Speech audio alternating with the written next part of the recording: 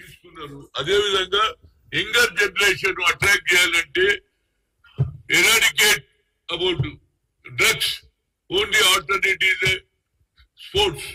అదే విధంగా ఇవాళ మా ఊరు విజయసేనారెడ్డి కూడా ఇవాళ అక్కడికి రావడం జరిగింది. వారితో కూడా చెప్పాను, నేను తొందరలోనే మన ముఖ్యమంత్రి గారికి లెటర్ రాసి అన్ని జిల్లాలలో 20 ఎకరాలు ఇస్తే 5 ఎకరాలు మిగతా 15 ఎకరాలు ఒక స్టేడియం అవుతుంది. మిగతా గేమ్స్ కూడా 5 ఎకరాలలో ఆడుకోవడం ఉంటుంది. Minimum 20 acres. అది ఇచ్చే జీవితంలో రేవంత్ రెడ్డి పేరు కూడా బాగా కాంగ్రెస్ కు పేరు వస్తుంది.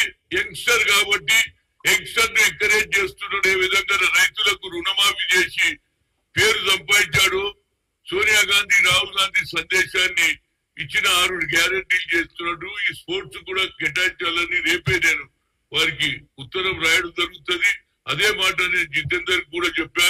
అదే మాట మరి శివసేనారెడ్డి కూడా చెప్పారు. స్పోర్ట్స్ ని ఎంకరేజ్ చేస్తే ఇతర అలవాట్లు ఉన్నాయి. పొద్దున్న ప్రాక్టీస్ చేస్తారు, సాయంత్రం చేస్తారు. దానికి ఫిజికల్ దీనికి కూడా ఎక్కువ బడ్జెట్ లో ఎక్కువ మొత్తం పెడితే దాని వల్ల పిల్లలు బాగుపడతారు. అదే విధంగా ఇవాళ నేను కేబినెట్ లో ఉన్నటువంటి మంత్రి శ్రీనివాస్ రెడ్డి ఒక చక్కటి మాట మాట్లాడు. అందరి ఆలోచన ఒకటే, ఈ ఎన్నికలు రాహుల్ గాంధీ ఏమన్నాడు, caste wise census should be conducted అన్నాడు. అదే విధంగా నితీష్ కూడా చేశాడు. అదే విధంగా స్టాలిన్ కూడా తమిళనాడులో చేస్తున్నారు. కనుక ఇది ఆయన ఇవాళ మొన్ననే ప్రధానమంత్రి అయ్యేవాడు, కానీ కొద్దిలో తుడి తప్పిపోయింది. అయినా అపోజిషన్ లీడర్ ఉన్నాడు. కనుక తప్పనిసరిగా ఆయన పార్లమెంట్ లో బిల్లు పెట్టాలి. అందరినీ మొబిలైజ్ చేసే బాధ్యత నాది. అదే విధంగా రోజు పేపర్లలో ఒకటి అంటున్నారు, క్యాస్ట్ వైజ్ సెన్సస్ అయిన తర్వాతనే పంచాయతీరాజ్ నగరపాలిక బిల్లు పెట్టుకుంటున్నారు. ఇవాళ దానికి శ్రీనివాస్ రెడ్డి గారు స్టేట్మెంట్ ఇచ్చిండ్రు, మా ఎన్నికలు caste wise. I want to congratulate to the government.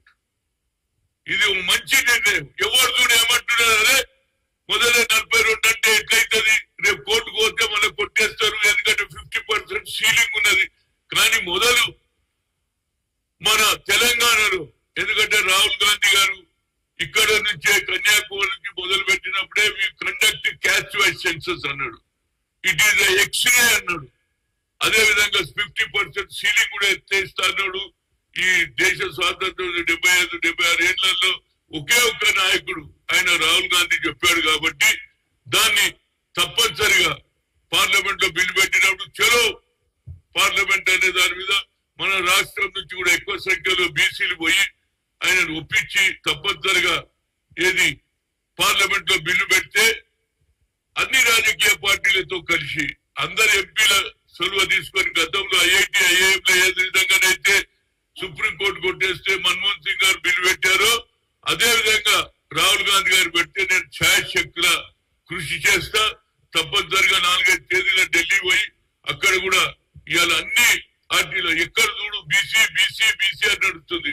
మొన్న జరిగిన ఎన్నికల్లో కూడా బీసీ జనాభా తోటి ఎక్కువ గెలుచుకుంటుంది. ఇవాళ ఆ ట్రంప్ కార్డ్ నడిచింది. అరే ఒక నాయకుడు ఉన్నాడు రాహుల్ గాంధీ, మన గురించి మాట్లాడుతున్నాడు, మనం వేయాలనే ఆలోచన వచ్చింది.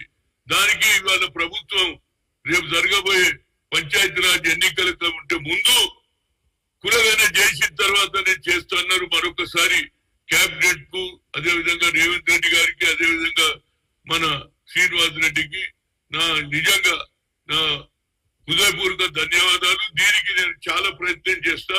ఇతర రాష్ట్రాలలో కూడా పరిచయాలు ఉన్నాయి. అన్ని రాష్ట్రాలు కూడా తిరుగుతా.